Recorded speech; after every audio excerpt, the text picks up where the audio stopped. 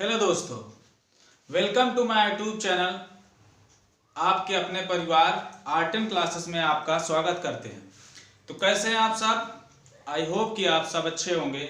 तो आज का जो सेशन लेके आए हैं, जो टॉपिक लेके आए हैं, ये आपके लिए थोड़ा सा बेहतरीन रहने वाला है, क्योंकि आई होप कि मतलब अब की ज़्यादा ये बताया जा रहा है कि जैसे कि आप सबके मन में एक ही सवाल उठ रहा है आजकल कि परीक्षाएं क्या होगा। मतलब बच्चे पूछते हैं परीक्षाएं कब होगी बीपी बोर्ड की। तो भाई अभी बोर्ड की अगर मैं सही बताऊं तो अभी अपने हिसाब से देखा जाए तो बोर्ड की जो परीक्षाएं हैं अभी आपकी निर्धारित नहीं की जाए। अगर कहा जा रहा है, बहुत से यूट्यूबर हैं, बहुत से लोग बता रहे हैं, बस ये संभावनाएं जताई जा रही है। जैसा कि जो लोग बता रहे हैं तो ये हम निश्चित नहीं कह सकते, डेफिनेटली नहीं कह सकते, ठीक है। तो ये मतलब कि जैसे कि देखा जाए, जब तक चुनाव की ये जो नगर पंचायत का चुनाव है, जब तक ये घोषित ना हो जाए तब तक आप निश्चित नहीं कह सकते कि आपकी परीक्षाएं बोर्ड की कब होगी। हाँ, ये जरूर है कि आपके ये चुनाव जब डेट आ जाती है इलेक्शन की, तो ये परीक्षाएं का जो डेट है, टाइम टेबल, वो घोषित कर दिया जाएगा। तो आप सब चिंतित ना हो, अपनी तैयारी को बरकरार रखें, जल्दी आपका परीक्षाएं ली जाएगी। थोड़ा सा सुनने में ये आ रहा है कि बोर्ड परीक्षा के एग्जाम में थोड़ा से बदलाव किए गए हैं, एग्जाम पैटर्न को लेके थोड़ा सा बदलाव किए जा रहे हैं। तो बदलाव ये सुनने में आ रहा है, हमने भी सुना है, बदलाव ये किए गए हैं कि मतलब कहा जा रहा है कि 30% में जो 30 नंबर का पेपर आपका होगा वो ऑब्जेक्टिव होंगे, वस्तुनिष्ठ होंगे, ऑब्जेक्टिव क्वेश्चन होंगे, और उसमें से आपको टिक मार रहेगा या गोला करना रहेगा, इस तरह से कुछ। तो आपको करना कुछ नहीं है भाई। उसमें भी अगर आप ऐसे ही नहीं किसी विकल्प में टिक मार के चले आएंगे, उसमें भी क्वेश्चन को हल करना पड़ेगा, तब आपको मालूम चलेगा कि क्या है क्या नहीं है। तो ये सब कुछ हम ध्यान में रखते हुए जब भी होगी, हाँ ये है कि आपकी जो परीक्षाएं हैं ऐसी संभावना जताई जाए कि अप्रैल से ही स्टार्ट होने की संभावना है, ठीक है। तो चलिए चलते हैं अपने टॉपिक पे। तो आज का टॉपिक क्या होने वाला है और क्या है आपके लिए बेहतरीन, ये हम समझते हैं। तो आज का जो सेशन रहने वाला है, आपको दिखाई दे रहा होगा कि जो सेशन है ये हमारा त्रिभुज के लेके आए हैं, ठीक है। तो त्रिभुज क्या है, कैसी है इसकी प्रॉपर्टी, आज हम जानेंगे कि त्रिभुज की प्रॉपर्टी क्या है और कैसे है, ठीक है। तो हम बेसिक से स्टार्ट करते हैं। देखिए भाई, आपको अगर त्रिभुज एक ऐसा चैप्टर है ना, हम उसमें चाहे कितना भी क्वेश्चन टू क्वेश्चन लेके एकदम सटीक चलेंगे, तब भी आप जब तक बेसिक नहीं जानेंगे, फिर आप बार बार पूछेंगे ये नियम कैसे आया, ये नियम कैसे आया, ये नियम कैसे आया, ये नियम कैसे, बार बार आप सवाल करेंगे। तो इसलिए हमको बेसिक जानना थोड़ा सा जरूरी होता है, क्योंकि बच्चे जो होते हैं, मैं अधिकतर देखता हूँ कि जो टॉपिक्स होते हैं ना त्रिभुज का, ये सब छुड़वा दिया जाता है और इसको कोई पढ़ने भी नहीं पाता है, ये कह के कि अरे क्या इसमें कर नहीं पाओगे। तो आप सीखेंगे तो जरूर पढ़ेंगे, ठीक है। तो यहाँ पे जो हम टॉपिक लेके आए हैं त्रिभुज आपको कैसे करना, हम एकदम बेसिक चलेंगे, ठीक है। हम यहाँ पे चलते हैं आज के सेशन पे। बहुत सारी बातें हो गई हैं, तो आप अपने तैयारी को बरकरार रखिएगा और वीडियो पूरा देखें, शुरू से लास्ट तक देखें, ठीक है। थोड़ा सा लाइक और सब्सक्राइब जरूर कर दिएगा। चलिए चलते हैं, सबसे पहले बात करते हैं कि त्रिभुज है क्या चीज, ठीक है भाई। तो जैसे कि हम लोग बचपन से पढ़ते चले आए हैं छोटी क्लास में कि त्रिभुज है क्या चीज भाई, तो हम लोग यही पढ़ते चले आए हैं। क्या चीज पढ़ते चले आए हैं कि मतलब तीन भुजाओं से घिरी हुई आकृति को, कोई भी तीन भुजाएं आकृति होगी, उसे घिरी हुई आकृति को क्या बनाएगा, त्रिभुज बनाएगा। कोई भी तीन आकृति, तीन लाइनें को जोड़ दीजिए, तीन रेखाखंडों को आपस में जोड़ दीजिए, उससे क्या बनेगा, त्रिभुज बनेगा, ठीक है। तो आपको ये समझ में आ रहा होगा। तो इसमें भाई क्या होता है कि ये त्रिभुज तो भाई हम कैसे जानेंगे, कोई इसका रूल है, मतलब नियम होगा, रेगुलेशन होगा ना, तब तो हम जानेंगे कि भाई ये त्रिभुज है। तो ऐसे हम कैसे कहते कि ये त्रिभुज है, ठीक है। तो उसका भी कुछ आधार है, कुछ बेसिस हैं, इस बेस पे हम कह सकते हैं कि ये त्रिभुज है, ठीक है भाई। चलिए हम चलते हैं इसमें से। देखिए, मान लीजिए कोई हम भुजा मान लेते हैं, ठीक है। मान लीजिए मैं इसको ए मान लेता हूं, मान लीजिए ये भुजा बी है, ये भुजा सी है। मैं भुजाओं की लंबाइयां दे दिया हूं, इसका जो लेंथ है, भुजाओं की लेंथ दिया गया है। ये लेंथ के बारे में हम देखते हैं कि भाई ये लेंथ क्या कहता है, ठीक है। तो यहाँ पे सबसे पहले आप ये देख लीजिए कि इसमें जो दो भुजाओं, किन्हीं भी दो भुजाओं का अंतर और दो भुजाओं का योग के बीच में अगर तीसरी भुजा आती है तो समझ लीजिए वो त्रिभुज ही है। ठीक है, तो तीन भुजाओं का अंतर देख लीजिए, यहाँ पे दो भुजाओं का अंतर। ठीक है भाई, दो भुजाओं का अंतर। और यहाँ पे लिख लीजिएगा, यहाँ पे तीसरी भुजा, क्या लिखेंगे आप? तीसरी भुजा, यहाँ पे तीसरी भुजा। ठीक है, और इन भुजाओं का योग, अगर इन भुजाओं का अंतर, इन भुजाओं का योग, मतलब कोई भी दो भुजाओं का अंतर और दो भुजाओं का योग, और यहाँ पे तीसरी भुजा के मतलब तीसरी भुजा के बराबर नहीं आना चाहिए। दो भुजाओं का अंतर जो होता है तीसरी भुजा से छोटा रहना चाहिए। ठीक है, और जो तीसरी भुजा से दो भुजाओं का योग जो होना चाहिए बड़ा होना चाहिए हमेशा। मैं आपको प्रूफ करके दिखाऊंगा। मान लीजिए हम यहाँ पे कोई 4 है और ये 5 है, ये 3 है। ठीक है भाई, 4 5 3 ये है, तो मैं ए और बी का इनका अंतर आप देखेंगे, अगर यहाँ आप रख दीजिए तो मैं यहाँ पे देख लेता हूं भाई 4 - 3, और यहाँ पे तीसरी भुजा क्या है भाई? सी वाली 5 है, और यहाँ पे देख लीजिए इन भुजाओं का योग, तो भाई 4 और +3, यहाँ पे आप देखिए अच्छी तरह से, 4 में 3 जाएगा तो 1 आएगा, और ये 5 है, और यहाँ पे देखिए 4 3 कितना हुआ? 7 है। बताइए, देखिए हो रहा है कि नहीं हो रहा है? ये नियम आपस में फॉलो कर रहे हैं कि नहीं कर रहे हैं? कर रहे हैं ना, मतलब एक से बड़ा कौन है?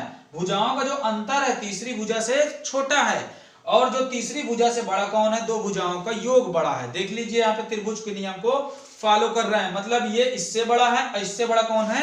ये है, मतलब ये क्या है? त्रिभुज है। भाई इस नियम को फॉलो कर रहे हैं, मतलब ये क्या है? एक त्रिभुज है। तो आपको अच्छी तरह से मालूम होना चाहिए, इस नियम को अगर फॉलो करेगा, ये है बेसिस के आधार पे कि भाई क्या बेस है कि ये त्रिभुज है, तो बेसिस के आधार पे हम सीख सकते हैं कि भाई ये त्रिभुज है।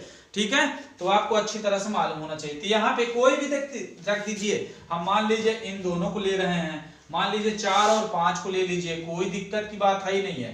तो यहाँ पे देख लीजिए 4 और 5 को, तो यहाँ पे 4 और 5 को ले लीजिए, 4 और 5, और यहाँ पे देख लीजिए, और 4 और 5 हो गया, और यहाँ पे 4 और 5 तो ले लिया, यहाँ 3 रख दीजिए, और 4 और 5 नहीं है तो यहाँ 4 और 5 9 हो जाएगा। अब 4 में 5 गया तो भाई -1 आएगा।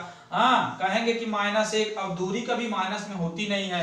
ठीक है भाई, तो यहाँ पे दूरी या इसीलिए ये मॉड लगाया गया है। ठीक है, यहाँ भी लगा देंगे मॉड, इसीलिए लगाया गया है क्योंकि क्या होता है कि मॉड जो होता है माइनस चिन्ह को गायब कर दे, मतलब हटा देता है। ठीक है, माइनस को संख्याओं को प्लस में कर देता है। ठीक है, और यहाँ पे देख लीजिए 1 3 9, ये देखिए ये भी रूल फॉलो कर रहा है कि नहीं कर रहा? 1 बड़ा है 3 से, या 3 से बड़ा कौन है? 9 बड़ा है, आराम से रूल फॉलो कर रहा है, तो कोई दिक्कत की बात इसमें है ही नहीं है। ठीक है, तो चलिए चलते हैं अगला नेक्स्ट टॉपिक पे, कि भाई ये तो हो गई त्रिभुज की बात। अब अगला देखिए क्या कमी रह गई है, आगे देखेंगे। ठीक है भाई, चलिए कुछ क्वेश्चन देखते हैं कि कैसे, मतलब हम किन किन त्रिभुजों की बात करेंगे, या किन किन त्रिभुजों की विषय में हम बात करेंगे जो हमसे बोर्ड से, मतलब जो हमारी क्लास से संबंधित त्रिभुज है, मैं उनकी बात करूंगा। ठीक है, तो वहां पे इनकी बात हम करेंगे। सबसे पहले यहाँ पे देख लीजिए, त्रिभुज तो निम्नलिखित प्रकार के होते हैं। ठीक है, भुजाओं के आधार पे, कोणों के आधार पे आप त्रिभुज के बारे में। ठीक है, तो जो हम तीन त्रिभुज की यहाँ पे बात करेंगे। ठीक है, चलिए देखते हैं कौन कौन त्रिभुज हैं। सबसे पहले इसमें लिख लीजिएगा भाई कि त्रिभुज, हाँ एक बात मैं बताना भूल गया था, बाद में बता देंगे उसको। ठीक है, तो यहाँ पे आप लिख लीजिएगा कि किसी भी, ठीक है, किन्हीं दो भुजाओं का योग तीसरी भुजा से किसी भी त्रिभुज के, यहां पे कंडीशन लिख लीजिएगा वो वाली, किसी भी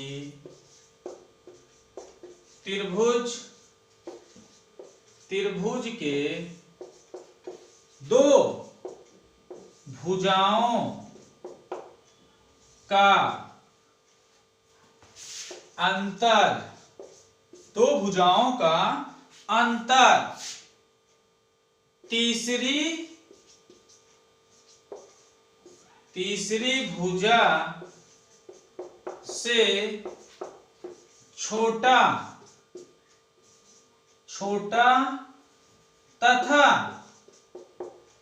तथा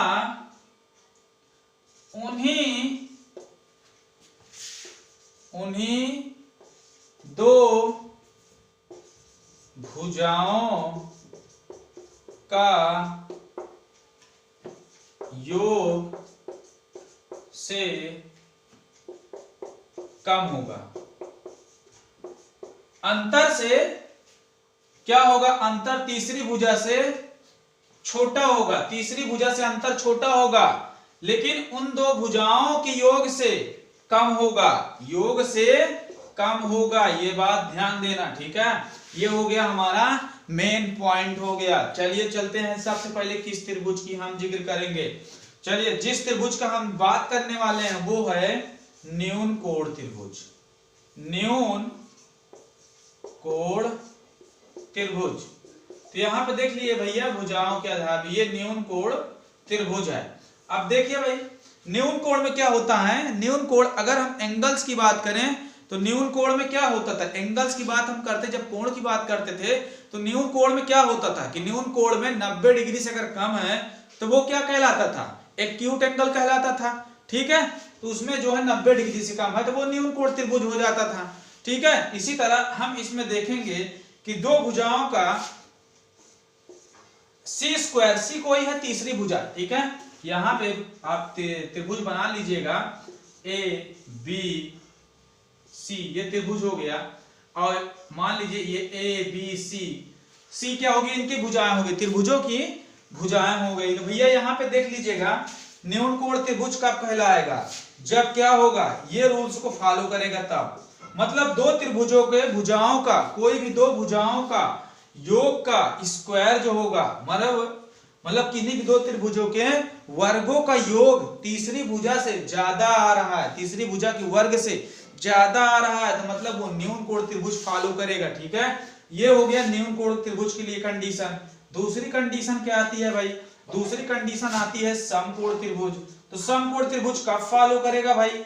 समकोण त्रिभुज ये कब बनाएगा? आपको अच्छी तरह से मालूम होना चाहिए कि समकोण त्रिभुज कब बनाएगा। मतलब किन्हीं भी दो भुजाओं का वर्गों का योग, मतलब दो भुजाओं के वर्गों का योग अगर तीसरी भुजा के वर्ग के बराबर आ गई, इसका मतलब क्या होगा कि वो समकोण त्रिभुज होगा। जैसे कि हम ले रहे हैं भाई, यहाँ पे आप अच्छी तरह से देख लीजिए, और समकोण त्रिभुज मान लीजिए ये कोई समकोण त्रिभुज है, ठीक है। अब समकोण त्रिभुज है भाई, ये भुजा 5 है, ये 4 है और ये 3 है। बात समझ में आई? 5 4 3 है और हमको चेक करना है कि भाई ये समकोण त्रिभुज है कि नहीं। आप इस नियम को फॉलो कीजिए, बात खत्म। यहाँ पे ले लीजिए ये ए है, मान लीजिए ये बी है और ये सी है, और सी वाली भुजा सबसे बड़ी भुजा जो सी होती है वो सबसे बड़ी भुजा। तो सबसे बड़ी भुजा भाई यहाँ पे क्या है? सबसे बड़ा नंबर क्या है? 5 है। तो 5 का स्क्वायर कीजिए, और छोटे छोटे नंबर दो अंत में क्या बचे हैं? 3 का स्क्वायर कीजिए प्लस 4 का स्क्वायर कीजिए। देखिए कि ये दोनों बराबर दे रहे हैं ना आपस में। अगर बराबर आ रहा तो इसका मतलब क्या है? समकोण त्रिभुज है, बात खत्म। 5 का स्क्वायर क्या होगा? 25 होगा। 3 का स्क्वायर 9 होगा। 4 का स्क्वायर 16 होगा। 16 में कितना होता है? 25। और यहाँ पे 25। देखिए दोनों बराबर आ रहे हैं, नहीं? अब बराबर आ रहे हैं, इसका मतलब क्या होगा? समकोण त्रिभुज हो गया। इसी में समझा दे रहा हूं कि न्यून कोण त्रिभुज कैसे होगा भाई। तो न्यून कोण त्रिभुज के लिए कंडीशन क्या है? सबसे बड़ी भुजा का स्क्वायर, सबसे बड़ी भुजा का स्क्वायर, इसका मतलब 5 का स्क्वायर 25, और ये दिया है ग्रेटर देन, ठीक है, मतलब लेस देन। तो ग्रेटर देन, इसके ग्रेटर देन पे क्या है? ग्रेटर देन पे क्या है? देखिए अन्य दो भुजाएं 4 3, मतलब 4 का स्क्वायर प्लस 3 का स्क्वायर। तो यहाँ पे क्या दे रहा है? 4 का स्क्वायर प्लस 3 का स्क्वायर, ठीक है। तो C बराबर, अब देखिए यहाँ पे अगर हम यहाँ पे देखें,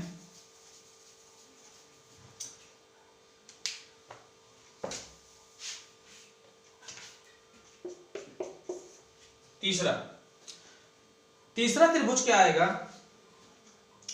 तीसरा त्रिभुज आएगा अधिक कोण त्रिभुज। अधिक कोण त्रिभुज। अधिक कोण त्रिभुज, अधिक कोण त्रिभुज में क्या होता है भाई कि अधिक कोण त्रिभुज में जो तीसरी भुजा होती है ना वो बड़ी होती है। अधिक कोण त्रिभुज में तीसरी भुजा बड़ी होती है। किससे बड़ी होती है? ए स्क्वायर प्लस बी स्क्वायर। मतलब दो भुजाओं के वर्गों का जो योग होगा वो तीसरी भुजा से छोटा होगा। दो भुजाओं के वर्गों का योग तीसरी भुजा से छोटा होगा। कोई भी दो भुजाएं ले लेंगे, दो भुजाओं को वर्गों का योग जो होगा, तीसरी भुजा अगर छोटा आ जाए तो समझ लीजिए ये क्या है, अधिकोण त्रिभुज है। ठीक है, ये क्या है, अधिकोण त्रिभुज है। किन्हीं भी दो भुजाओं का वर्गों का जो योग होगा तीसरी भुजा से वर्ग के मतलब योग मतलब तीसरी भुजा के वर्ग से हमेशा छोटा होगा। ठीक है, अगर छोटा होगा तो ये अधिकोण त्रिभुज है। चलिए फिर जिसके जिसके विषय में हम बात करेंगे उनकी बात कर लिया जाए भाई कि किसके किससे क्या कौन कौन त्रिभुजों की। इसी लगातार और त्रिभुजों की हम चर्चा कर लिया जाए। मान लीजिए समकोण त्रिभुज की बात हो गई है भुजाओं के आधार पे। ठीक है, समकोण त्रिभुज की मान लीजिए इनके क्षेत्रफलों की बात कर लिया जाए भाई यही लगातार। तो समकोण त्रिभुज मान लीजिए कोई समकोण त्रिभुज 90 डिग्री। ठीक है, मान लीजिए ये ए है, ये बी है, ये सी है।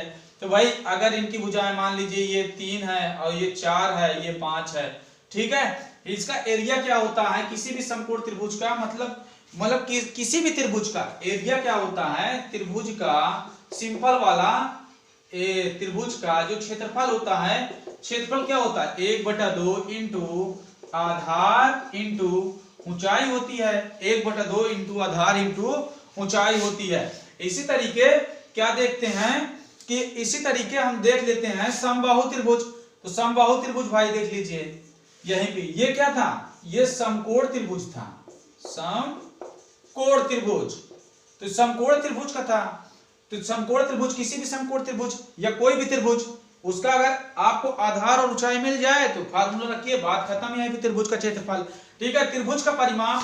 तो त्रिभुज का परिमाप क्या होता है भाई, तीनों भुजाओं का योग। तो तीनों भुजाओं का योग बराबर मतलब ये क्या होता है कि यहां पे लिख दे 3 इंटू तीनों भुजाओं का 3 इंटू भुजा लिख दीजिएगा, 3 इंटू भुजा। ठीक है, 3 गुणे भुजा। तो ये हो जाएगा परिमाप। या तो आप ऐसे कर दीजिएगा, तीनों भुजाओं को जोड़ दीजिए, परिमाप निकाला। ठीक है, यहां पे देखिए समकोण त्रिभुज। समकोण त्रिभुज ये हो गया भाई समकोण त्रिभुज। हम क्या देख रहे थे, समबाहु त्रिभुज।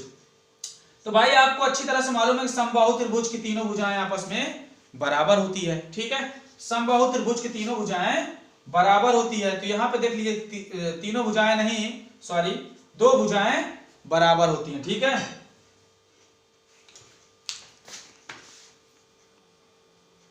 तीनों भुजाएं बराबर। ठीक है, तो समबाहु में तीनों भुजाएं जब बराबर होंगी भाई तो यहां पे क्या होगा, आपको अच्छी तरह से दिख रहा होगा कि भाई यहां पे क्या होगा कि इसका जो एरिया होगा ना, एरिया हम लोग क्या कहते हैं कि समबाहु त्रिभुज का क्षेत्रफल बराबर जो समबाहु त्रिभुज का क्षेत्रफल होता है। क्षेत्रफल क्या होता है, हम लोग क्या पढ़ते चले आए हैं कि भाई 3/4 a स्क्वायर, ये होता है भाई 3/4 a स्क्वायर, यही होता है समबाहु त्रिभुज का क्षेत्रफल। तो यहाँ पे अच्छी तरह से जान लीजिए कि भाई समबाहु त्रिभुज का ये क्या है, कोण क्या है, मतलब भुजाएं जो हुई आपस में बराबर। अगर हम इसको मान लीजिए ए बी सी है तो इनकी भुजाएं मान लीजिए पी क्यू आर हैं, ये भुजाएं हैं। मान लीजिए पी क्यू आर कोई भुजाएं हैं। ठीक है, ये इतना बड़ा, ये इतना बड़ा, ये इतना बड़ा, ये इतना बड़ा, ये इतना बड़ा, ये इतना बड़ा, ये मान लो भुजाएं हैं। तो भुजाएं हैं, अगर समबाहु त्रिभुज का क्षेत्रफल देखें तो क्षेत्रफल ये होता है भाई, हम इसको सिद्ध करके ही बता सकते हैं। ठीक है, तो अगर हम इसकी ऊंचाई की बात करें यहाँ पे, या देख लीजिए यहाँ पे कोई अगर कोई भुजा लंब डाली जाए यहाँ से, किस त्रिभुज मतलब किस भुजा पर, बीसी पर कोई लंब डाली जाए, कोई भुजा यहाँ मान लीजिए कोई भुजा डी है। ठीक है, यहाँ मान लीजिए कोई भुजा डी है। अगर ये भुजाएं बराबर हैं आपस में तो इनकी भुजाएं अलग अलग मान नहीं होगा। ये यहाँ पे ए ए ए ए ए, ठीक है, तीनों भुजाओं का जो मान होगा वो ए ए ए, मतलब तीनों भुजाएं बराबर है। ठीक है, अगर भुजाएं बराबर है तो कोण भी समान होंगे। ठीक है, अगर भुजाएं बराबर है तो कोण भी समान होंगे, मतलब कि समबाहु त्रिभुज का जो कोण होगा वो 60-60 डिग्री का बनेगा। यहाँ पे क्योंकि त्रिभुज के तीनों भुजाओं का जोड़ जो होता है 180 डिग्री होता है। तो बात समझ में आ रही है आपको यहाँ पे। तो यहाँ पे देख लीजिए कि अगर हम इस त्रिभुज में देखें, अगर हम इसकी त्रिभुज की ऊंचाई पता करना चाहें तो भाई ऊंचाई का जो फार्मूला होता है वो सिंपल सा होता है कि आप लगा भी सकते हैं। ठीक है, तो ऊंचाई का जो फार्मूला होता है वो सिंपल सा होता है, आप लगा भी सकते हैं। तो आपको यहाँ पे हम ये बता रहे थे कि मतलब समबाहु त्रिभुज का जो क्षेत्रफल होता है ये होता है। ठीक है, तो आई होप कि ये समबाहु त्रिभुज का चलिए हम इसके निकाल लेते हैं। इसकी जो ऊंचाई है ना, ऊंचाई को हम निकाल लेते हैं। सबसे पहले इसमें देख लीजिए कि किस त्रिभुज में देखेंगे। त्रिभुज में देख लीजिए, त्रिभुज एडीसी में, एडीसी में देखते हैं भाई। आपको क्या समझ में आ रहा है यहाँ पे कि यहाँ पे मान लीजिए ये ए, अगर ये पूरी दूरी जो है ए है तो इतनी दूरी कितना हो जाएगी, a/2 हो जाएगी। ये भी क्या हो जाएगी, a/2 हो जाएगा। तो ये दूरी a हो जाएगी, ये क्या हो जाएगा, a/2 हो जाएगा। ये दूरी हमको पता नहीं है, ठीक है। तो यहाँ पे चलिए चलते हैं। मान लीजिए ये दूरी क्या है, आप इसको अच्छी तरह से देख लीजिए। तो यहाँ पे हम मान लेते हैं कि हम लोग क्या पढ़ते हैं, यही पढ़ते हैं ना, कर्ण का स्क्वायर बराबर, कर्ण का स्क्वायर बराबर आधार का स्क्वायर, ठीक है, प्लस लंब का स्क्वायर। तो भैया यही पढ़ते हैं। अब देखिए यहाँ पे कर्ण क्या होना चाहिए, ए स्क्वायर है तो ए स्क्वायर बना लीजिए। आधार क्या है, a/2 है, आधार a/2 है, इसका स्क्वायर कर दीजिए। प्लस लंब क्या बनता है, लंब क्या है, AD, AD क्या है हमारा लंब है, तो AD का स्क्वायर, ठीक है। हमको AD ही निकालना है, इस भुजा की मध्यिका निकालना है, ठीक है। तो मध्यिका मतलब त्रिभुज की ऊंचाई भी हो जाती है। अब यहाँ पे देखिए ए स्क्वायर था, ए स्क्वायर लिख लीजिए, अब माइनस इसको इधर लेके आइए, बराबर किस पार लेके आएंगे तो ए स्क्वायर 2 दूना 4 हो जाएगा, बराबर उधर क्या बचा है, AD का स्क्वायर अकेले बचा है। अब देखिए इसका इसमें गुणा करा लीजिए, इसका इसमें गुणा, इसका इसमें गुणा, इससे मतलब 4 एक अन्नम 4 हो जाएगा, और 4 यहाँ जाएगा तो 4a square minus a square बराबर 4 में 3 जाएगा, 4a स्क्वायर में से 1 स्क्वायर घट जाएगा, 3a स्क्वायर बाई 4 हो जाएगा। यहाँ पे AD का स्क्वायर, यहाँ पे देखिए आपको अच्छी तरह से दिखाई दे रहा होगा कि अगर ये स्क्वायर इधर आएगा तो ये रूट में संख्या बन जाएगी, और रूट में हमारा क्या आ जाएगा दोस्त, यहाँ पे आ जाएगा रूट 3a स्क्वायर बाई 4, अब बराबर क्या आ जाएगा, AD का बराबर। तो AD बराबर हम अगर इसको हम h मान ले तो भैया AD की जगह हम h भी रख सकते हैं। तो यहाँ पे देखिए अगर जो स्क्वायर जिसका वर्गमूल बन रहा है वो रूट से बाहर चला जाएगा, और जिसका वर्गमूल नहीं बन रहा है रूट के अंदर ही रहेगा। तो हमको क्या दिखाई दे रहा है, a स्क्वायर रूट को काट देगा, तो भैया a बाहर आएंगे, और a के साथ कौन कौन बाहर आएगा, और रूट 3 का कोई वर्गमूल नहीं बन रहा है तो 3 अंदर ही रह जाएगा, बटे 4 का वर्गमूल आप सब जानते हैं कि 2 होता है, तो 2 हो जाएगा। तो यहाँ पे क्या लिखेंगे, h बराबर, ये क्या है, त्रिभुज की मध्यिका, इसे कह लीजिए या ऊंचाई कह लीजिए, ठीक है। तो यही क्या होगा, हमारा फार्मूला होगा कि √3 मतलब त्रिभुज की ऊंचाई बराबर ये फार्मूला हो जाता है, ठीक है।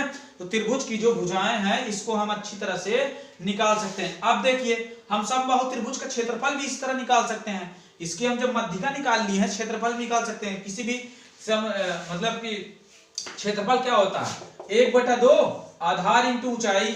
आपको अच्छी तरह से दिखा रहा है कि आधार क्या है भाई, आधार यहाँ पे क्या है, आधार a है, और ऊंचाई इसकी ऊंचाई क्या है भाई, तो यहाँ पे ऊंचाई आपको दिख रहा है कि √3/2 है, तो √3/2 है, और a भी है तो यहाँ पे a है। तो यहाँ पे देख लीजिए, यहाँ पे a का गुणा क्या होगा, √3 2 दूना 4 हो गया, a का गुणा a स्क्वायर। तो हमने प्रूफ करके दिखा दिया आपके सामने, ये देखिए प्रूफ करके दिखा दिया कि समबाहु त्रिभुज का जो एरिया होता है √3/4 a स्क्वायर, ये प्रूफ है आपका।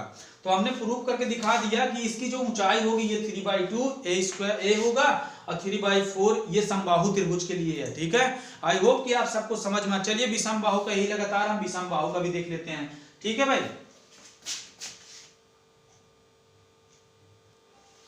देखिए विषमबाहु क्या होता है भाई, तो विषमबाहु आप कोई भी त्रिभुज ऐसे बना दीजिए, ऐसे बना दीजिए या ऐसे बना दीजिए। विषमबाहु मतलब ये ऐसे, ये ऐसे ऐसे। समझ में आई बात, आपके बात समझ में आ रही होगी देखने पर कि भैया विषमबाहु में क्या अंतर होता है। तो विषमबाहु में मतलब तीनों भुजाएं अलग अलग साइज की होती हैं। तीनों भुजाओं का जो मतलब जो लंबाई होता है वो अलग अलग साइज का होता है। कोई कह देगा कोई हम यहाँ 3 का है, कोई 4 का है, कोई 5 का है, ठीक है। तो ये साइज क्या होगी, अलग अलग प्रकार की होगी। तो हम विषमबाहु त्रिभुज की जब साइज अलग अलग हो जाती है ना, लंबाई जो होती है, भुजाओं की लंबाई जब अलग अलग आती है, तो इसका क्षेत्रफल हम लोग कैसे निकालते हैं। तो इसका क्षेत्रफल के लिए आप जैसा कि जानते होंगे, नहीं जानते होंगे तो हम बता देंगे कि इसके क्षेत्रफल के लिए हम लोग हीरोज फार्मूला का यूज करते हैं। हीरोज का आप सूत्र जानते होंगे अच्छी तरह से, कक्षा 9 में पढ़ चुके हैं। जो हीरोज फार्मूला होता है, हीरोज फार्मूला का हम लोग यूज करते हैं भाई किसमें यूज करते हैं हीरोज फार्मूला का विषम बाहु त्रिभुज के लिए, मतलब उन त्रिभुजों के लिए यूज करते हैं जिनकी लंबाइयां अलग अलग दी जाती है। ठीक है, तो यहाँ पे हीरोज फार्मूला क्या होता है, सबसे पहले जान लेंगे कि हीरोज फार्मूला क्या होता है भाई। एस बराबर जो इसका त्रिभुज निकालने का होता है, ये फार्मूला होता है हीरोज का कि एस बराबर भुजाओं का योग बटे 2 हो जाता है। और एस क्या है, किसी भुजा की अर्ध परिमाप है। क्या है ये, अर्ध परिमाप है। अर्ध परिमाप ये क्या होता है कि भुजाओं का जो होता मतलब अर्ध परिमाप भुजा मतलब ये त्रिभुज का अर्ध परिमाप है। और ये भुजाएं, भुजाओं का योग बटे 2 कर देंगे, यहां से आपका एस का मान निकल आएगा। और त्रिभुज का अगर एरिया की बात करें तो यहाँ पे देख लीजिए हीरोज फार्मूला से त्रिभुज का जो एरिया होता है ना विषम बाहु त्रिभुज के लिए है ये। ठीक है, जो एरिया होता है भाई, एरिया में क्या लिखेंगे, एस माइनस ए प्लस मतलब एस माइनस बी और एस माइनस सी, ये होता है हीरोज फार्मूला। इससे हम क्या कर सकते हैं, त्रिभुज का एरिया निकाल सकते हैं।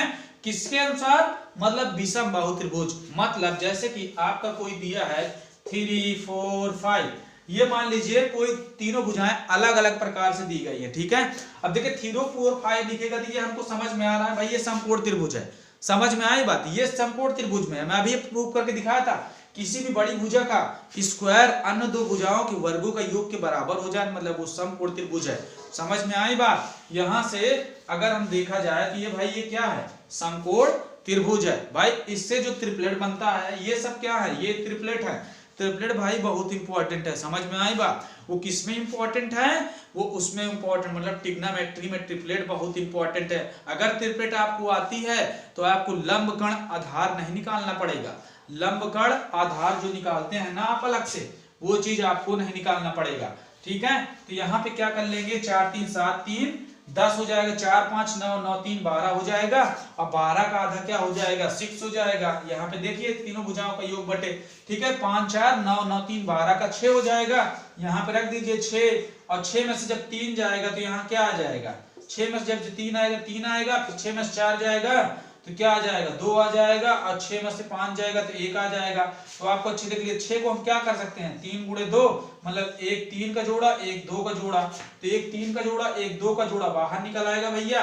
1 3 का जोड़ा 1 2 का जोड़ा निकला बाहर। और 3 गुना क्या बनाएगा भैया, 6 क्या आ गया, इसका क्षेत्रफल आ गया, इसका क्षेत्रफल आ गया। ठीक है, बात समझ में आई। हाँ, तो आपको समझ में आया होगा। चलिए भाई आगे देखते हैं नेक्स्ट क्या है। इससे लगातार देख लेते हैं। एक होता है समद्विबाहु त्रिभुज। सारे त्रिभुजों की हम चर्चा कर रहे हैं।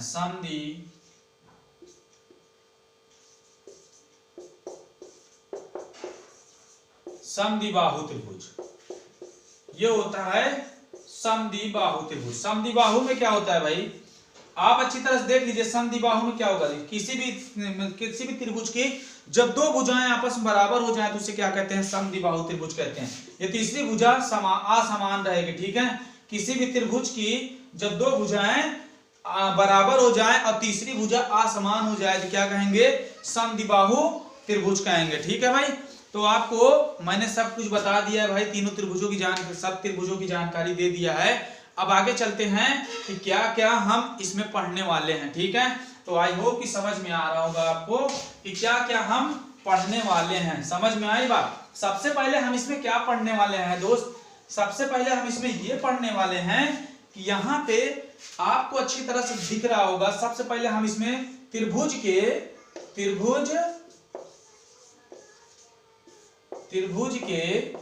समरूपता की बात करेंगे। समरूपता, त्रिभुज के समरूपता की बात करेंगे। ठीक है, कि कब कौन सा त्रिभुज कब समरूप होगा। इसके लिए आपको सबसे जरूरी बात है कि दो कंडीशन आप अच्छी तरह से याद रखिएगा। समरूप मैं पहचानवा दूंगा, समरूप और सर्वांशम, मतलब क्या कौन समरूप है कौन सर्वांशम है, कब समरूप होगा कब सर्वांशम होगा, यह चीज मैं आपको अच्छी तरह से प्रिपेयर करा सकता हूं। ठीक है, तो जानकारी आप बने रहिए पूरा वीडियो के साथ। चलिए देखते हैं त्रिभुज की समरूपता का नियम क्या है भाई। त्रिभुज की समरूपता, एक त्रिभुज कब समरूप होगा। ठीक है, इसमें दो कंडीशन आपको अच्छी तरह से याद रखना है कि त्रिभुज के संगत कोण हमेशा बराबर होना चाहिए। ठीक है, त्रिभुज समरूप कब होते हैं, यहाँ पे त्रिभुज समरूप कब होते हैं। ठीक है, इसमें 2 पॉइंट आपको अच्छी तरह से याद आना चाहिए कि उनके संगत कोण,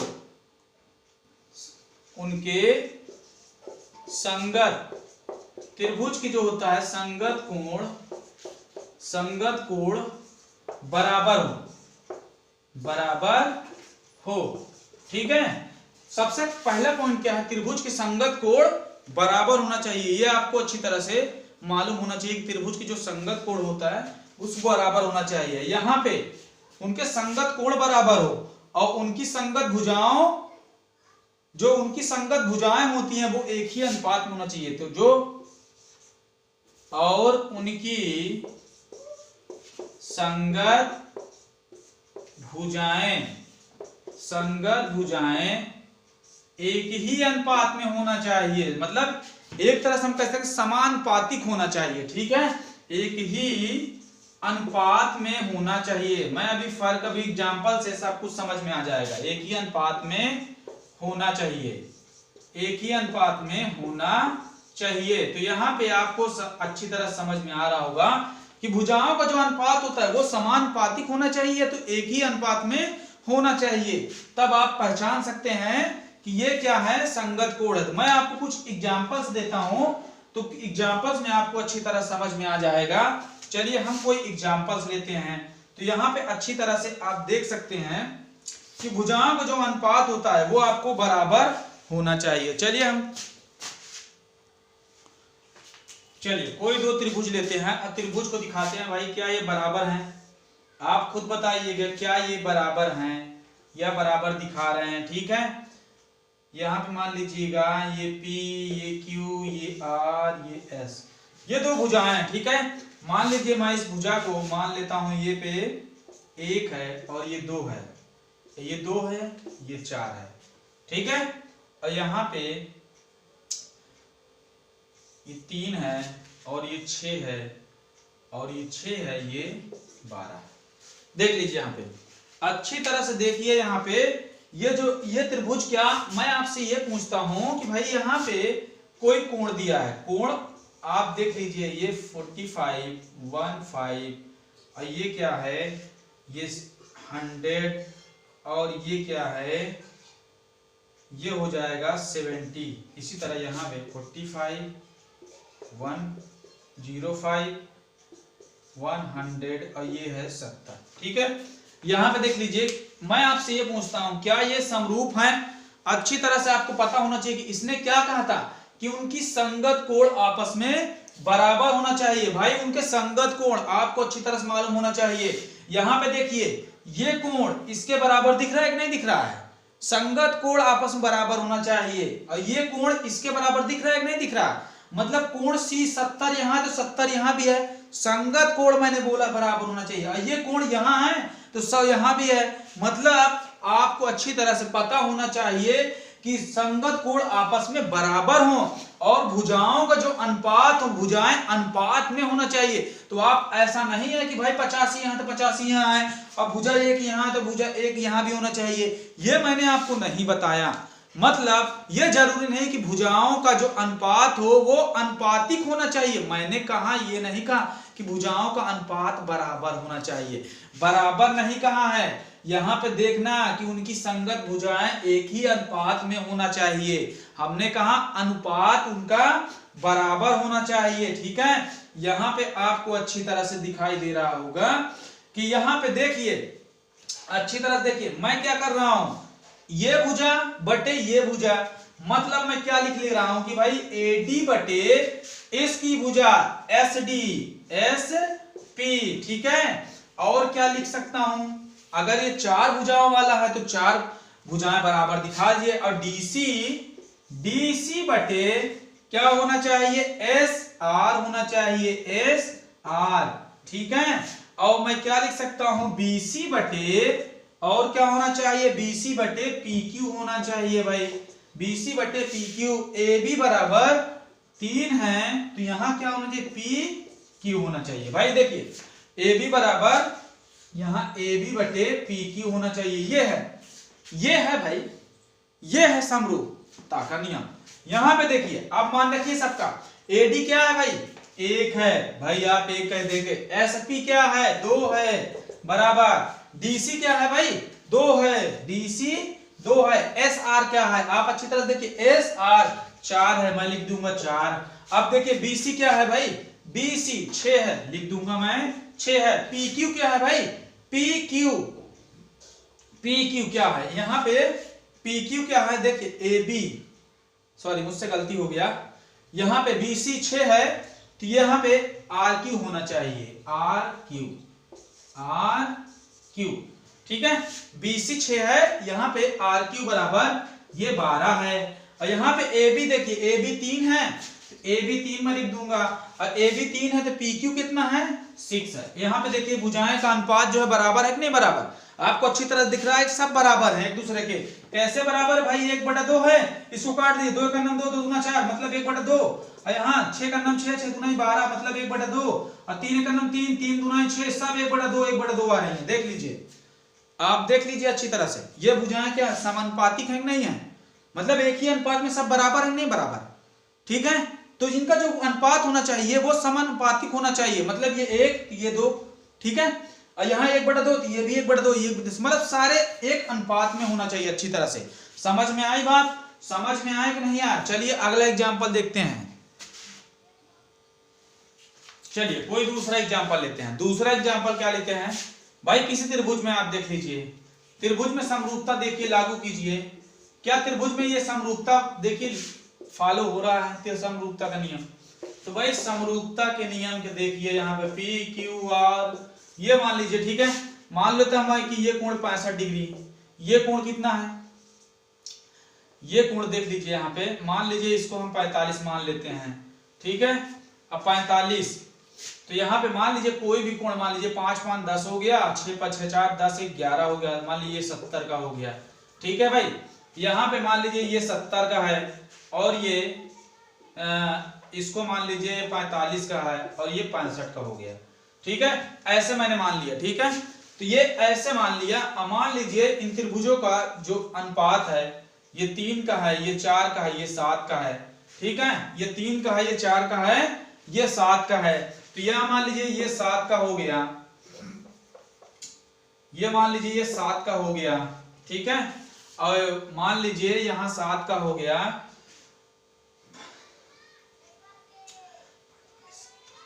और ये 4 का हो गया, ये 3 का हो गया, ठीक है, ऐसे मान लिया।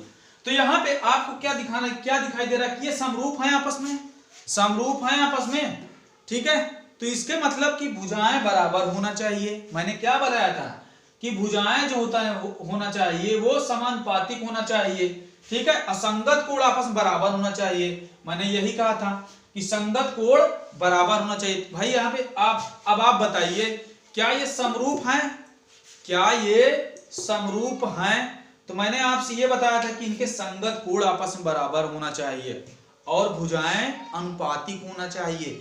आपको समझ में आ रहा होगा कि भाई जो भुजा है वो तो सही है, लेकिन क्या कोण इनके आपस में मतलब अनुपातिक, मतलब कि कोण जो होते संगत कोण क्या आपस में बराबर हैं। यहाँ पे देखिए 65 है, ये 45 हो गया, ये 45 है, ये 70 हो गया, ये 70 है, ये 65 हो गया। मैं इस पे आपको, मैं आप पे छोड़ता हूँ, ये आप इसका उत्तर बताएंगे, क्या इस समान मतलब क्या ये समरूपता को प्रदर्शित कर रहे हैं, क्या ये समरूपता दिखा रहे हैं, ठीक है, ये चीज मैं आप पे छोड़ता हूँ। चलिए इसी नेक्स्ट पे एक और देख लेते हैं अच्छे से। यहाँ पे ये कोई वर्ग है, आप इसे वर्ग मानिएगा, ठीक है, ए बी सी डी, और मैं यहाँ पे मान लेता हूँ एक और वर्ग, ठीक है, ये हो जाएगा ए, ये हो जाएगा पी क्यू आर एस, ठीक है। मैं यहाँ पे कोई भुजा 2.1 2.1, अब ये वर्ग है तो वर्ग की सारी भुजाएं बराबर होती हैं, तो ये हो जाएगा 4.2 4.2 4.2 4.2। भैया आप बताइए, आप बताइए क्या ये समरूप हैं, क्या ये समरूप हैं? अच्छी तरह से आपको दिखना चाहिए कि भाई हाँ, मैं कह सकता हूं कि यहाँ पे आपको दिखना चाहिए, तुरंत देख के बोलना चाहिए हाँ ये समरूप है। क्यों है? इसकी आकृति देख के कभी समरूपता पे मत जाना। समझ में आई बात? भुजाओं का जो अनुपात है वो समरूप कहलाती है, मतलब भुजाओं का अनुपात अनुपातिक होना चाहिए यहाँ पे। तो यहाँ पे अच्छी तरह से आप देखिए कि यहाँ पे अगर मैं AD लेता हूं और यहाँ पे कोई भी भुजा उठाइए यहाँ पे, तो देख लीजिए यहाँ पे मुझे AD लेने की जरूरत नहीं है, कोई भी भुजा उठाइए, कोई भी भुजा उठाइए यहाँ पे कि दे 2:1 बराबर बटे 4 मतलब 2.1 बटे 4.2। आप इसको काटेंगे तो 1/2 आएगा। कोई भी भुजा उठा लीजिए 1/2 1/2 हर जगह 1/2 आएगा। मतलब ये त्रिभुज मतलब ये चतुर्भुज क्या है, मतलब ये स्क्वायर क्या है, आपस में समरूपता को प्रदर्शित करेंगे। स्क्वायर हमेशा आपस में समरूप होंगे, ये बात आप जान लीजिए। स्क्वायर जो होंगे हमेशा समरूप होंगे, ठीक है।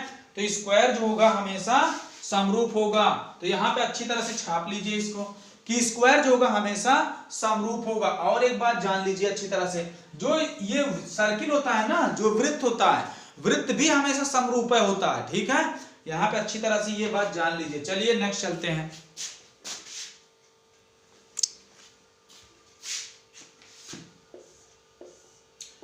तो भाई चलिए देखते हैं ABC, यहां पे कोई त्रिभुज बना लीजिए PQR। तो आप जब सब त्रिभुज समरूप होंगे, समरूपता का जो कसौटी होगी वो उसको देखते हैं कि समरूपता जो कसौटी होगी भाई आप ऐसे लिख लीजिएगा, त्रिभुज ABC समरूप त्रिभुज PQR। इसको आप ध्यान रखिएगा कि ये त्रिभुज इसके समरूप है। कब समरूप होगा? जब इनकी भुजाएं अनुपात में होंगी। मतलब AB बटे क्या होना चाहिए, PQ होना चाहिए, और AC बटे PR होना चाहिए, और BC बटे यहाँ पे QR होना चाहिए। बात समझना है अच्छी तरह से। इसको आप एकदम से डब्बे में बंद कर लीजिए इसको। मतलब ये कंडीशन कब फॉलो करेगा, जब इनके ये त्रिभुज आपस में समरूप होंगे। तो इनके समरूप तक जो भुजाएं होंगी अनुपात में होंगी, ये हमेशा बराबर होगा, ठीक है। तो मैं आपको बता दे रहा हूं कि ये हमेशा आपके बराबर, ये समरूपता का पालन करते हैं। बात समझ में आई आपके? अच्छी तरह समझ में आई होगी। तो चलिए हम चलते हैं किसी क्वेश्चन पे, ठीक है। कोई क्वेश्चन उठाते हैं यहाँ पे। चलिए ये भुजाओं की बात रही भाई। अब हम बात कर लेते हैं समरूप त्रिभुज के क्षेत्रफल की बात कर लेते हैं। हम यहाँ पे समरूप त्रिभुज के क्षेत्रफल की बात कर लेते हैं भाई। समरूप त्रिभुज के क्षेत्रफल की बात कर लेते हैं। तो समरूप त्रिभुज के हम क्षेत्रफल की बात कर लेते हैं भाई। यहाँ पे लिख दीजिएगा कि समरूप त्रिभुज का क्षेत्रफल बराबर, आप अच्छी तरह से यहाँ पे लिख लीजिएगा, समरूप त्रिभुज के क्षेत्रफलों का अनुपात बराबर समरूप त्रिभुज के क्षेत्रफलों का अनुपात बराबर क्षेत्रफलों का अनुपात बराबर भुजाओं का अनुपात, ठीक है, उनके संगत भुजाओं का अनुपात, उनकी संगत भुजाओं का अनुपात। आपको नहीं दिख रहा होगा, मार्कर थोड़ा स्याही, ठीक है। तो यहाँ पे आपको याद रखना है कि समरूप त्रिभुज के क्षेत्रफलों का अनुपात बराबर उनकी संगत भुजाओं का अनुपात। उनकी संगत भुजाओं के वर्गों का अनुपात, यार संगत भुजाओं के वर्गों का अनुपात, सॉरी यहाँ पे लिखने में गलती हो गई, वर्गों का अनुपात, संगत भुजाओं के वर्गों का अनुपात। मान लीजिए भुजाएं, अगर आपसे कह दिया कि भुजाएं का जो अनुपात है वो 3:4 है, तो त्रिभुज का क्षेत्रफल ज्ञात कीजिए। किसी भी समरूप त्रिभुज की दो संगत भुजाओं का अनुपात 3:4 के अनुपात में है, तो उनका क्षेत्रफल ज्ञात कीजिए। तो क्षेत्रफल हम कैसे निकाल, आसान है। तो 3/4 इन दोनों का आप स्क्वायर कर दीजिए, बात खत्म हो गई। 3 3 9 हो जाएगा, 4 4 16 हो जाएगा। तो इनकी जो संगत भुजाओं का क्षेत्रफल हो गया, मतलब कि त्रिभुज का क्षेत्रफल हो गया, समरूप त्रिभुज का जो क्षेत्रफल हो जाएगा 9:16 हो जाएगा, 9:16 हो जाएगा। आपको अच्छी तरह समझ में आ रहा होगा कि संगत भुजाएं, मान लीजिए भुजाएं दे दिया है ना आपको, तो ये भुजाएं दे दिया 3:4 के अनुपात में, बस इसी का स्क्वायर कर दीजिए, बात खत्म हो गई। यहाँ पे इसी का स्क्वायर कर दीजिए, बात खत्म हो गई यहाँ पे। तो आप अच्छी तरह से लिख लीजिए, यहाँ पे क्या लिख लेंगे, मान लीजिए यहाँ पे A1 पहले त्रिभुज का क्षेत्रफल और A2 दूसरे त्रिभुज का क्षेत्रफल, अब बराबर इनकी संगत भुजा। मान लीजिए कोई भुजा यहाँ पे अच्छी तरह से नोट कर लीजिए, A1 है और दूसरा क्या है, A2 है, ये भुजाओं का अनुपात हो गया। तो यहाँ पे अच्छी तरह से लिख लीजिए, यहाँ पे इसका स्क्वायर कर देंगे तो समरूप त्रिभुज के क्षेत्रफलों का अनुपात अच्छी तरह से आपको निकल आएगा, एकदम सही है। ठीक है, तो आप इसको डायरेक्ट लिख दीजिए A1 अनुपाते A2 अनुपाते बराबर A का स्क्वायर, A1 का स्क्वायर बराबर A2 का स्क्वायर। ये है भाई, इसमें रखिए फार्मूला, फार्मूले में रखिए, आराम से आपका क्वेश्चन तुरंत सीधा हो जाएगा। ठीक है, तो आपको समझ में आया होगा आई होप। चलिए नेक्स्ट में चलते हैं भाई, क्या है क्या आगे एक क्वेश्चन और लेते हैं। ठीक है, आपसे एक क्वेश्चन और लेते हैं कि भाई एक क्वेश्चन और क्या है, इसमें क्या पूछा गया है, कहा है किसी भी त्रिभुज के संगत भुजाओं का अनुपात यदि इतना है तो उनके क्षेत्रफलों का अनुपात ज्ञात कीजिए। ठीक है, तो यहाँ पे दिया था ये संगत भुजाओं का अनुपात दिया, क्षेत्रफल हमसे पूछ लिया था। अब की बार क्षेत्रफलों का अनुपात दे के संगत भुजाओं का अनुपात पूछेगा आपसे, कहेगा किसी भी त्रिभुज के क्षेत्रफलों का जो अनुपात है, आपसे ऐसे कह देगा कि 25 अनुपाते 16 है, 25 अनुपाते 16 है, क्षेत्रफलों का अनुपात जो 25 अनुपाते 16 है। तो इनकी संगत भुजाओं का अनुपात आपसे पूछा है, तो A ratio A1 ratio A2 का मान आपसे पूछा है। तो यार बड़ा आसान काम है, A1 अपान A2 लिखिए यहाँ पे, और यहाँ पे लिख दिए A1 अपान A2। ये छोटा छोटा हो गया, ये क्षेत्रफल है, ये भुजाएं हैं। ठीक है, तो आप अच्छी तरह से जानते होंगे इसका स्क्वायर होता है, स्क्वायर इधर रहता है ये, तो यहाँ पे स्क्वायर आप इसकी जगह पे रख दीजिए कि भाई A1 अपान A2 क्या रखेंगे, 25/16 रखेंगे। ठीक है, अब यहाँ पे इस रूट क्यों लगाएंगे, क्योंकि जो इनका स्क्वायर यहाँ पे रहता है ये वाला, ये स्क्वायर जब इधर जाएगा तो अंडर रूट में ये संख्या चली जाएगी। अब अंडर रूट में हो गया तो भाई A1 अपान A2 हो गई, ये भुजाओं का अनुपात हो गया। यहाँ पे देखिए 25 का वर्गमूल आप अच्छी तरह जानते होंगे 5 है, और 16 का वर्गमूल आप अच्छी तरह जानते हैं कि 4 है। तो A1 अपान A2 बराबर क्या हो गया, 5 अनुपाते 4 हो गया। तो इस तरह क्वेश्चन खत्म हो गया। ठीक है, अनुपात पे और भुजाओं पे क्वेश्चन खत्म हो गया। तो आपको अच्छी तरह समझ में आएगा समरूप त्रिभुज का क्वेश्चन किस प्रकार पूछेगा। चलिए अब समांतरता की कुछ समरूपता की कुछ कसौटियां हैं, उसको पूरा कर लीजिए कि यहाँ पे क्या क्या है कसौटियां इनकी। सबसे पहले 1, आपने अच्छी तरह से देखा होगा यस ए यस रूल जो है, यस अभी तक हम लोग जो देख रहे थे ना वो क्या है, एस एस रूल है, वो चल रहा था भुजाओं भुजा भुजा में। समरूपता हम किसमें देख रहे थे, भुजा भुजा भुजा में देख रहे थे। अब हम लोग एस ए एस ये है क्या चीज, वो चीज हम लोग देखते हैं। ठीक है, यहाँ पे अच्छी तरह से देखिए ए बी सी, यहाँ पे अच्छी तरह से आप देख लीजिए ए बी सी बन रहा है। अब ए बी सी बना, यहाँ पे ले लीजिए एक कोण, अगर ये मान लीजिए 60 डिग्री, और दूसरा जो त्रिभुज है पी क्यू आर।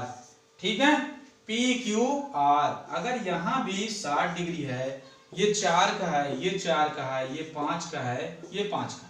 ठीक है भाई, तो ये 4 का है, 4 का है। अगर हमको दिखाना है तो ये क्या कह रहा है, भुजा कोण भुजा, तो भुजा कोण भुजा। अब यहाँ पे देखिए भुजा कोण भुजा, बात समझ में आई कि नहीं आई, मतलब ये क्या है, समरूपता को दर्शा रहे हैं। क्यों भाई समरूपता है, क्योंकि इनकी संगत भुजाओं का अनुपात देखिए बराबर है, संगत भुजाओं का अनुपात बराबर है, और कोण भी क्या है, संगत कोण क्या है, बराबर है, संगत कोण भी तो बराबर है। तो यहाँ पे संगत कोण बराबर है और भुजा का अनुपात जो है बराबर है, इसका मतलब ये क्या है, कौन सा रूल फॉलो कर रहा है, एस ए एस। मतलब यहाँ पे ये हो जाएगा कि भुजा कोण क्या हो जाएगा, भुजा भुजा कोण भुजा रूल चल रहा है यहाँ पे। ठीक है, तो ये एस एस ए वाला रूल है। यहाँ सेकंड वाला मेथड देखिए भाई, तो सेकंड वाला मेथड ये होता है कि ए एस ए वाला रूल। ठीक है, ए एस ए कोण भुजा कोण। ठीक है, तो यहाँ पे हम दूसरा बना लेते हैं भाई कि यहाँ पे ए बी सी है। तो आप अच्छी तरह से देखिए, मान लीजिए ये 60 का है और ये 65 का है, ये भुजा 4 है, और यहाँ पे ये देख लीजिए कि भाई यहाँ पे ये 60 का है और ये 65 का है, ये भुजा भी 4 है। तो आप अच्छी तरह से देख पा रहे होंगे ये बी सी हो जाएगा। तो यहाँ पे आप अच्छी तरह से दिखाई दे रहा होगा, देख पा रहे होंगे कि ए बी सी, यहां पे देखिए दो कोण, इनके संगत कोण, अगर बी यहां 60 है तो ये भी क्या है 60 है, तो यहाँ पे बी 60 है, जबकि ये कोण बराबर, मतलब ये त्रिभुज एक ही नहीं है, ये पी क्यू आर, नाम तो यार कुछ भी हो सकता है। अब ये जरूरी नहीं है कि यार आकार भी सेम ही होगा, हम आकार पे नहीं जा रहे हैं, एक बात जान लीजिए, नहीं तो आप आकार को देखकर समरूप बोल देते हैं, ये गलत बात हो जाएगी। आकार को आपको नहीं देखना है, ये देखना है कि भुजाएं छोटा बड़ा हो सकता है, ये जरूरी नहीं है भुजा छोटी बड़ी हो सकती है। ये देखिए कि भुजा जो है अनुपात में है कि नहीं है, पहला भुजा 1 होना चाहिए तो वही भुजा दूसरा 2 होना चाहिए, मतलब सबका अनुपात आपस में बराबर होना मांगता है, ठीक है।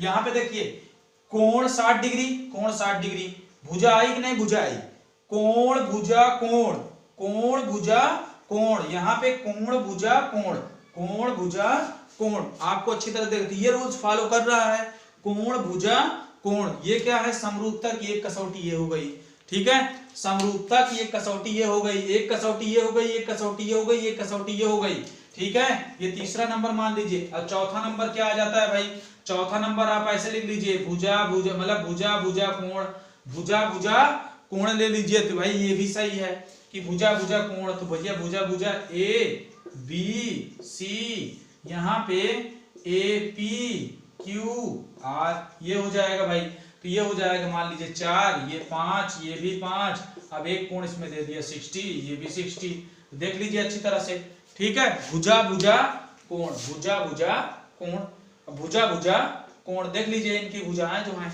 आप भुजाओं को यार ऐसे कर दीजिए, भुजाओं को यहाँ 8 मान लीजिए, इसको 10 मान लीजिए, तब भी तो यार सही है। क्यों सही है, क्योंकि 4 दूना 8 हो जाएगा, 5 दूना 10 हो जाएगा, 1/2 1/2 बराबर आया कि नहीं आया, तो इसका मतलब क्या है कि ये क्या है समरूप है आपस में। और समरूपता कौन सी कसौटी ये फॉलो कर रहा है, तो मतलब एस ए वाले, मतलब एस ए वाला नियम फॉलो कर रहा है। तो यहाँ पे आप और भी बना सकते हैं यार, कि यहाँ ए एस बना सकते हैं, ठीक है, ये भी तो है, हाँ ये भी तो है ए एस। तो यहाँ पे अच्छी तरह से आप देख लीजिए, यहाँ पे कि यहाँ पे ए बी सी और यहाँ पे पी क्यू आर, ये देख लीजिए, यहाँ पे आप इसको ए एस बोला है, तो यहाँ पे ए एस बोला है, तो मैं ये कोण 60 डिग्री का मान लीजिए, ये 60 का मान लीजिए, ये 65 का, ये 60 का, ठीक है, ये 60 का, ये 65 का, और यहाँ पे मान लीजिए कोई भुजा, कोई भी भुजा मान लीजिए, ये 4 का है, ये 8 का है, तो भाई यहाँ पे देख लीजिए अच्छी तरह से कि भुजाओं का जो अनुपात है वो क्या समानुपातिक है, ठीक है। तो आप क्या करिएगा कि यहाँ पे देख लीजिए इनके कोण भी क्या संगत कोण बराबर है, 65 65 65 60 60, समझ में आई बात, 60 60 65 65, ठीक है। तो ये क्या कहलाएगा A S rule, A yes rule, तो ये देख लीजिए आपको समझ में आया होगा। तो ऐसे ही हम लोग समरूपता कसौटी को देखते हैं भाई, जहां पे एस रूल आया है वहां पे कभी तो ये भी तो आ सकता है यार, ए मतलब कोण भी तो बराबर यार हो सकते हैं, संगत कोण भी तो अनुपात में ही बराबर हो सकते हैं, तो संगत कोण का अनुपात भी तो यार बराबर हो सकता है, संगत कोण भी तो आपस में बराबर हो सकते हैं। तो इसी तरीके हम संगत कोण को भी दिखा सकते हैं। देखिए यहाँ पे देखिए ये वाला रूल हम देख चुके हैं, 2 3 4 5, ये छठवा कौन सा है, छठवा ये है ए रूल, मतलब कोण दोनों आपस में बराबर होता है, ठीक है। आई होप कि आप सबको समझ में आया होगा ये चीज कि यहाँ पे। चलिए हम इस पे बेस पे कुछ क्वेश्चन देखते हैं, एक पर में देख लेते हैं, उसके बेस पे क्वेश्चन देख लेते हैं कैसे बनता है। देखिए दोस्त, एक और ये है कि जब ये वाला थोड़ा बताना भूल गए थे, तो ये भी आपको जरूरी है कि मान लीजिए कोई एंगल दिया है, बीच का कोण आपका दिया गया है, ठीक है, ये भुजाएं दी गई हैं आपस में, ये भुजाएं दी गई हैं। अब भुजाएं, दो भुजाएं दी, अगर उनके बीच का कोण दिया है तब उसका क्षेत्रफल क्या हो जाता है। मान लीजिए यहाँ पे कोई कोण P मान लीजिए, P मत मानिए, यहाँ पे थीटा कोई कोण मान लीजिए, थीटा कोण दिया गया है, दो भुजाओं के बीच में एक कोण दिया है, तो उसका क्षेत्रफल क्या हो जाता है। तो यहाँ पे लिख लीजिएगा त्रिभुज का क्षेत्रफल बराबर, त्रिभुज का क्षेत्रफल बराबर उसका क्या हो जाएगा 1/2 BC sine theta, 1/2 BC sine theta, ये हो जाएगा आपका त्रिभुज का क्षेत्रफल। ये कैसा त्रिभुज का क्षेत्रफल, मतलब जिसकी दो भुजाओं के बीच का कोण दिया होगा आपको, तो उसका क्षेत्रफल आपको ज्ञात करना है। आप ऐसे ज्ञात कर सकते हैं BC का क्षेत्रफल बराबर 1/2 BC साइन थीटा। ये आपको, आई होप कि एक सेशन आपको अच्छा लगा होगा। अभी हम देखिए इसकी बेसिक जानकारी हो गई है, ये सब बेसिक नॉलेज था। इसके जो त्रिभुज के क्वेश्चन है वो हम अगले वीडियो में आपको बताएंगे। तो प्लीज सेशन को पूरा देखिएगा और शेयर और सब्सक्राइब जरूर कीजिएगा और लाइक भी जरूर कीजिएगा अगर सेशन आपको अच्छा लगा हो। ठीक है, अगर कोई आपका डाउट है, कंफ्यूजन है या कुछ कहना चाहते हैं, आप कोई सुझाव देना चाहते हैं, तो आप कमेंट बॉक्स में सुझाव अपना दे सकते हैं। तो और कोई क्वेश्चन नहीं समझ में आ रहा है तो आप कमेंट बॉक्स में आप बोल सकते हैं या कह सकते हैं। ठीक है, तो अगर कोई गलती हो गई हो तो उसके लिए क्षमा चाहते हैं। और देख लीजिए, अगर वीडियो आपको अच्छा लगा तो लाइक करना ना भूलिए। तो आई होप कि सेशन आपको अच्छा लगा होगा। ठीक है, तो जैसा कि हमने बताया कि भाई एग्जाम को लेके आप टेंशन बरकरार रखिए, अपनी बनाए रखिए, क्योंकि भाई आप जब तक टेंशन नहीं लेंगे तब तक आप काम को चीज को नहीं करेंगे। ठीक है, हम जानते हैं अच्छी तरीके से। ठीक है, तो आप तैयारी को प्रैक्टिस करते रहिए और चीजों को देखते रहिए बार बार, नहीं तो आप भूल जाएंगे। जो भी चीजें आपको याद हो जाए उससे आप लिख लिया करिए। क्वेश्चन आंसर है, कोई भी चीज है अगर आपको याद हो गई है तो उसे आप लिख के कंफर्म कर लीजिए कि हमें ये चीज, ये टॉपिक हमारा कंप्लीट हो गया या पूरा हो गया। ठीक है, तो आप ऐसे ही अपने सारी चीजों को कंप्लीट कर लीजिए। इसके बाद हम अपना ट्रायंगल खत्म कर लेंगे और ट्रायंगल खत्म करने के बाद जो त्रिभुज है खत्म करने के बाद उसमें हम आएंगे किसमें, रचनाओं में आएंगे। ठीक है, हम रचनाओं में आएंगे तो रचनाएं भी बताएंगे आपको कि भाई आप जैसे कि रचनाएं भी आती हैं तो बहुत से, हमारे ख्याल से अगर 30 नंबर का ऑब्जेक्टिव टाइप हो जाएगा तो ज्यादा कठिन क्वेश्चन नहीं पूछे जाएंगे, तो इसलिए आपको टेंशन लेने की जरूरत नहीं है। लेकिन अब इतना भी नहीं कि मतलब एक बारगी कुछ भी करने लगो। ठीक है, मतलब एकदम से टेंशन फ्री हो जाओ, बस अब की तो कोई टेंशन ही नहीं है। ठीक है, तो इतना भी आपको नहीं होना चाहिए। ठीक है, तो आप लोग अच्छे से अपनी तैयारी को बरकरार रखिए और मैं तो हमसे यही कहूँगा कि आप मेहनत कीजिए, बाकी सफलता बाद में उसका तो फल मिल ही जाएगा। ठीक है, तो दोस्तों thank you for watching my video.